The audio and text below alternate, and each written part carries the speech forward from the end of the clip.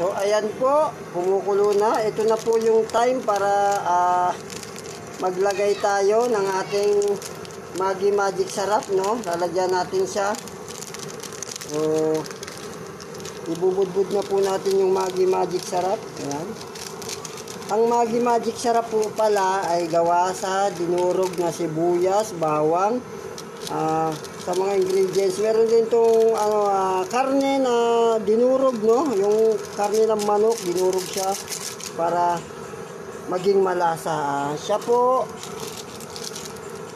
ay ginawa para sa lahat ng lutuin, no? Nagbibigay po siya ng magic sa lahat ng luto natin. Napaprito, may sabaw man yan, minudo, mechado, lahat po yan ay saklaw ng ating Maggi Magic Sarap, no? Ang Maggi Magic Sarap po ay gawa ng dekalidad na kumpanya na gumagawa nito ay ang Nestle po. Nestle Company po, yan ang matindi dyan. Pag sinabing magic, talagang the best yan.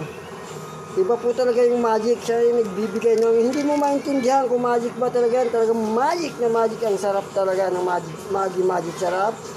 So ayan po, huwag nyo kakalimutan gumamit. Pwede po yan sa sinigang o anumang lutuin natin. Pasasarapin po niya at bibigyan ng magic. So ano pang hinihintay mo? Lagyan mo ng magic.